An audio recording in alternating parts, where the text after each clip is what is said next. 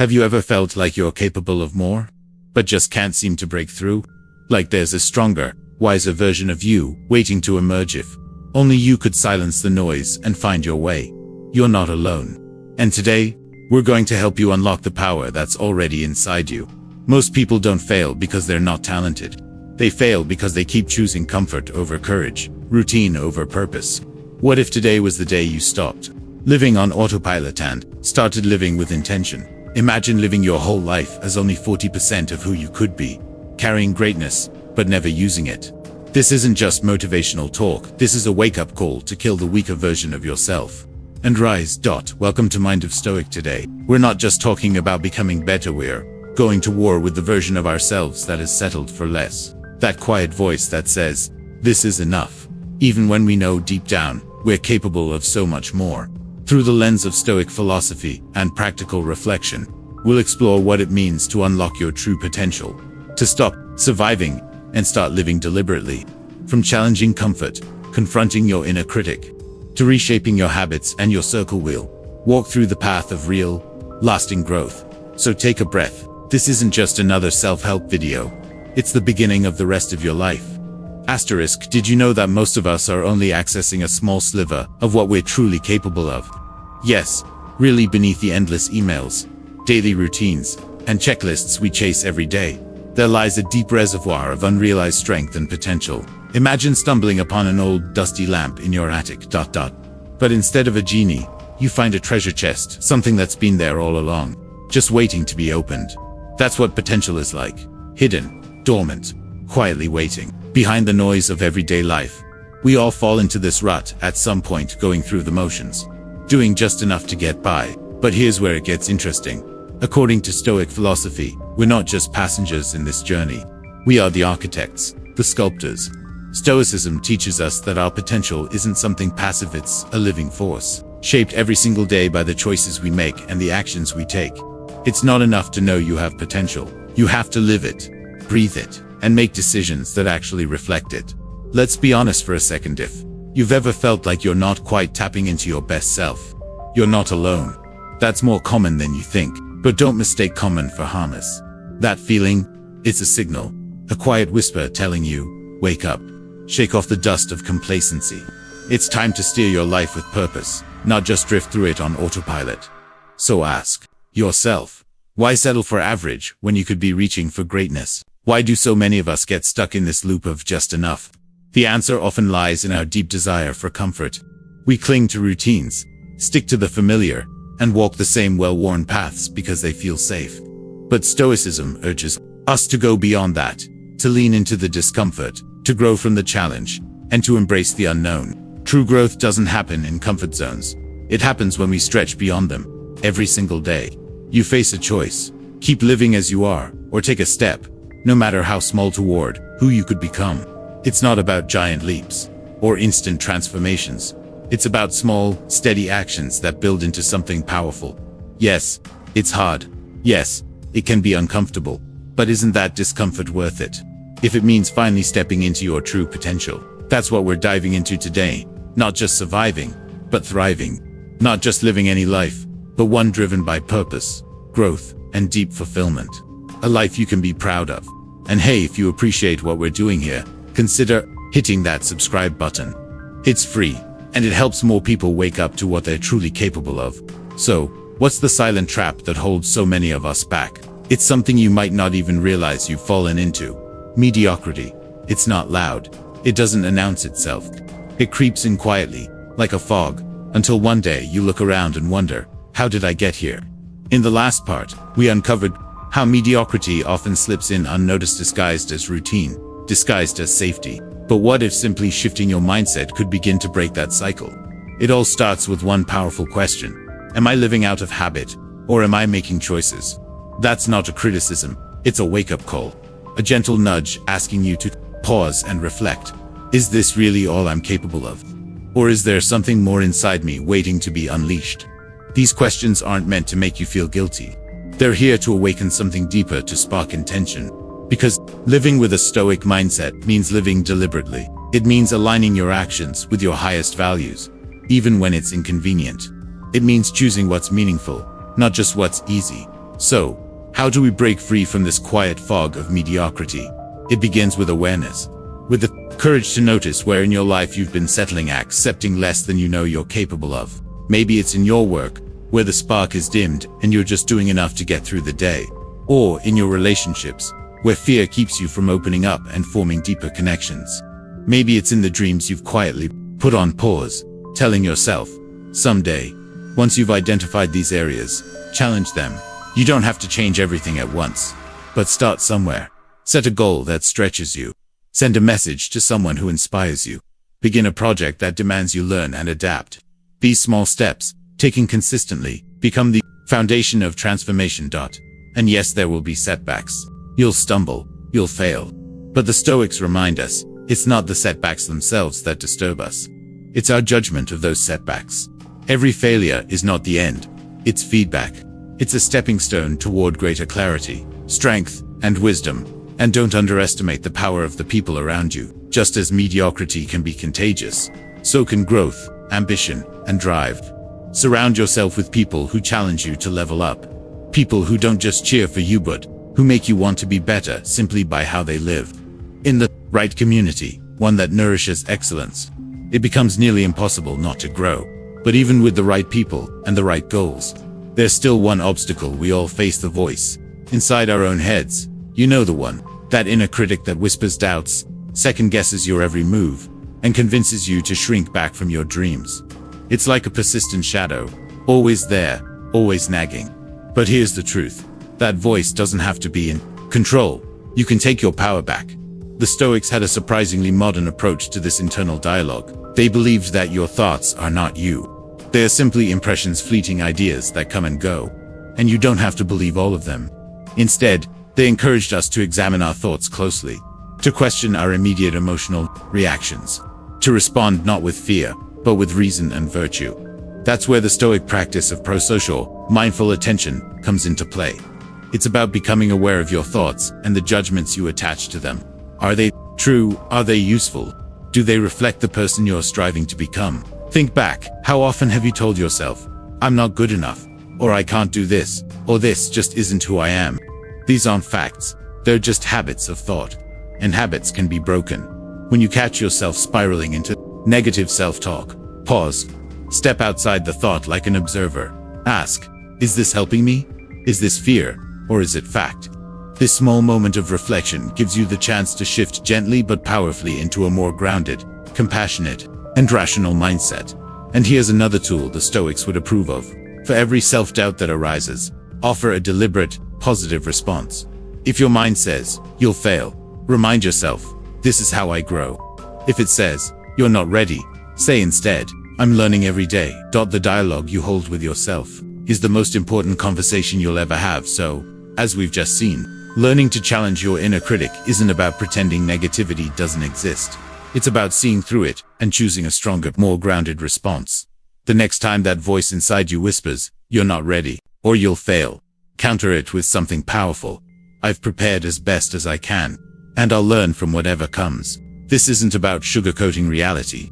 It's about offering a balanced perspective, one that acknowledges not only the risks and fears, but also your strengths, your progress, and your capability to grow. Stoicism teaches us to view challenges, not as threats, but as opportunities, chances to test and refine our character. So when your inner critic tries to steer you away from discomfort, try seeing that very moment as a doorway to courage, to perseverance, to resilience. Every time you face a fear head-on, you loosen the grip of that self-doubt, and in doing so, you strengthen your commitment to becoming the best version of yourself. But don't stop there. Asterisk. Your mindset flourishes in the environment you create around it. That's why it's crucial to cultivate a space both mentally and physically that reinforces the new narrative you're choosing to live by. Surround yourself with reminders of your growth.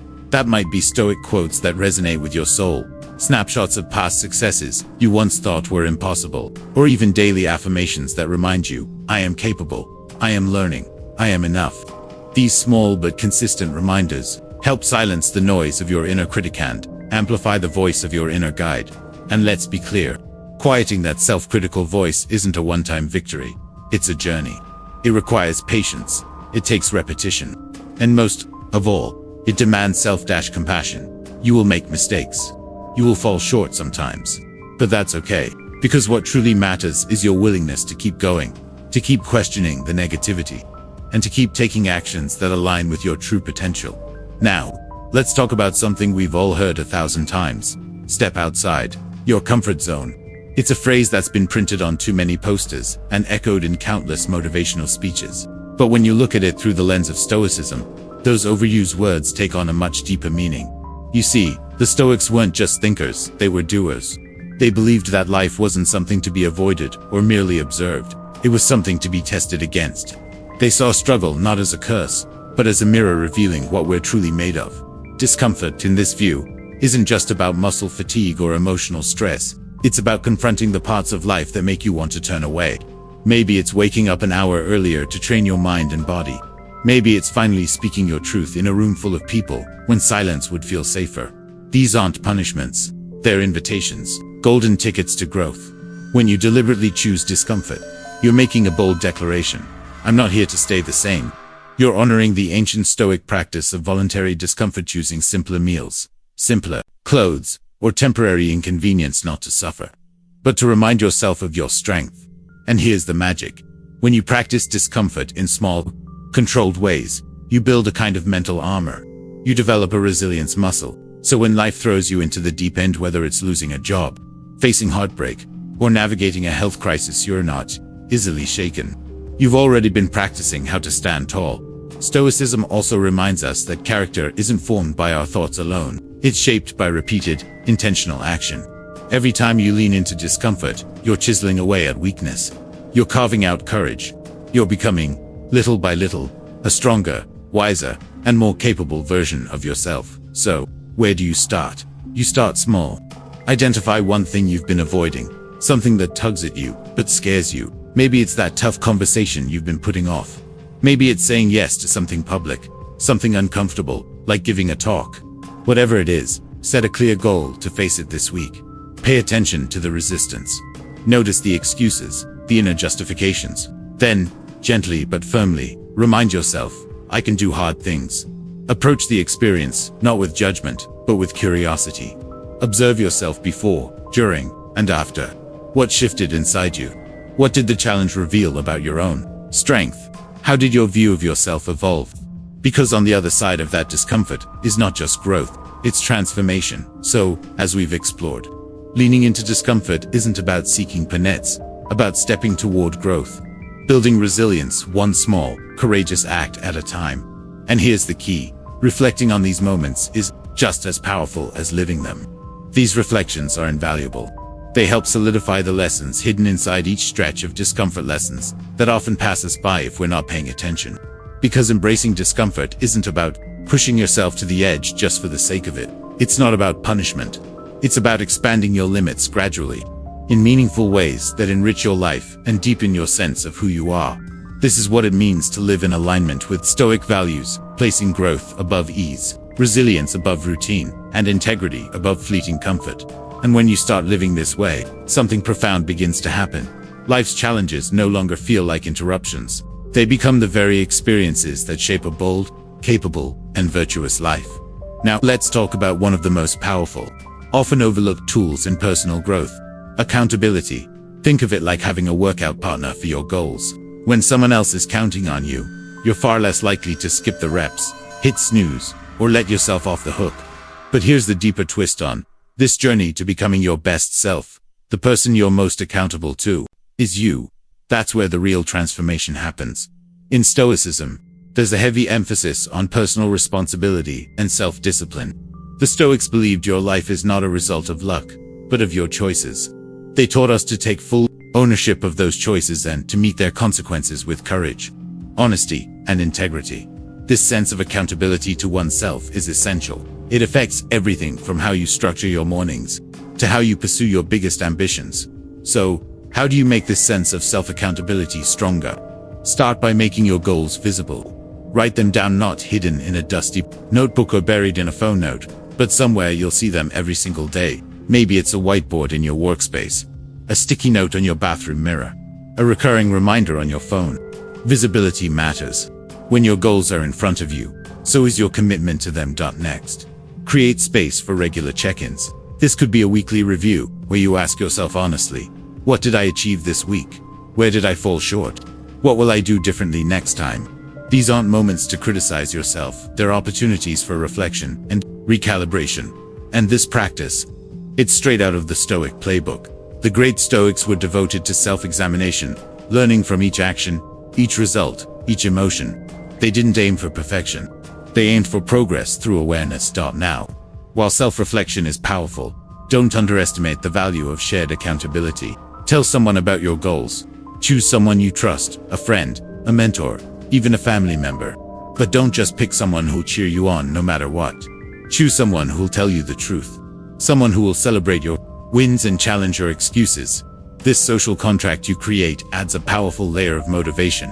It's not just about not letting them down. It's about strengthening your own commitment by making it real, visible, and shared. Beyond sharing your goals, the Stoics also offered a unique approach to staying aligned, visualizing your ideal self. Seneca, one of Stoicism's greatest minds, encouraged frequent contemplation of the person you most aspire to become. By regularly envisioning this higher version of yourself, you create a kind of mental compass, a benchmark for your behavior and choices. Ask yourself often, is what I'm doing right now aligned with the virtues of the person I want to become? This mental model becomes your North Star. It doesn't demand perfection, but it constantly points you in the right direction. And while we're building systems, let's not forget one more crucial element: rewards. Growth doesn't have to feel like punishment. When you make progress, no matter how small, celebrate it. The reward doesn't have to be grand. Maybe it's a quiet walk in your favorite park. Maybe it's your favorite dessert, a day to rest, or a small gift to yourself. The point is to acknowledge effort, to reinforce the behavior, to make the journey enjoyable, because the more fulfilling the process feels, the more likely you are to stay with it. So far, we've learned that consistent self-reflection and deliberate action are powerful tools for growth. But let's be honest, the path to self-improvement isn't always smooth.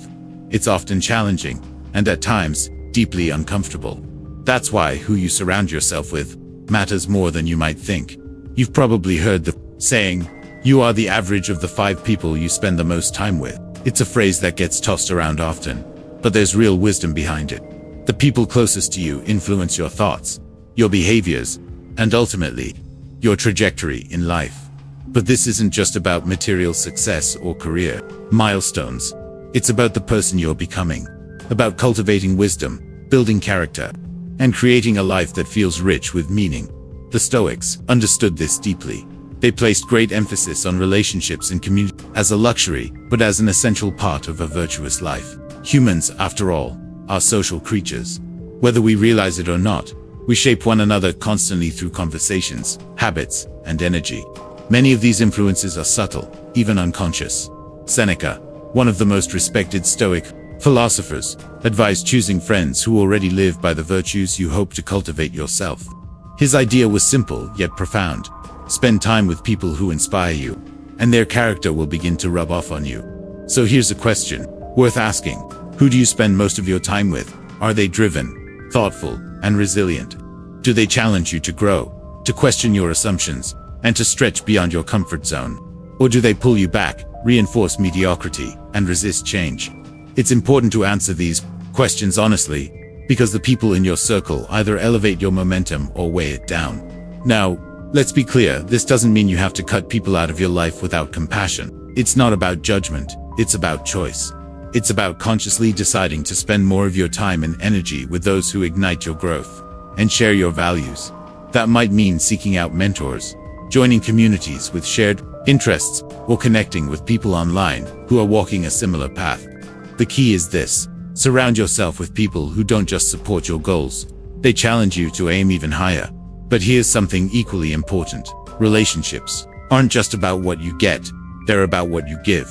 Stoicism teaches us that being a good member of a community means being generous with support, open with knowledge, and sincerely joyful for the success of others. The more you give, the more meaningful your relationships become. A kind word, a thoughtful recommendation, listening without judgment, sharing something that helped you. These may seem small, but over time, they build a strong, supportive network, one that fuels mutual growth. This mindset of contribution is key, As you strive to grow into the best version of yourself, you should also seek to lift others up along the way, whether it's offering encouragement during tough times, or just showing up with presence and sincerity. These are the habits of someone who doesn't just chase success, but embodies wisdom. And remember, your network extends far beyond just friends and family. It includes coworkers, mentors, even strangers you meet at events or online. Every single interaction is an opportunity and opening to learn something new or to leave behind a ripple of positive. Approach each encounter with curiosity, kindness, and humility, qualities that the Stoics held in the highest regard. You'll find that building a network becomes less of a strategy and more of a natural, fulfilling way of life. And there you have it. The journey to personal growth and Stoic living isn't just about mastering your inner world. It's about transforming how you engage with the world around you. It's about clarity, discipline, community, and contribution. Thank you for being a part of this journey here on Mind of Stoic. If this video resonated with you, don't stop here. Click the recommended video on your screen to keep exploring Stoic wisdom and deepen your understanding of what it means to live fully with purpose. Every step forward, no matter how small, brings you closer to a life built on virtue, strength, and meaning. So keep showing up, keep challenging yourself, and above all, keep growing together.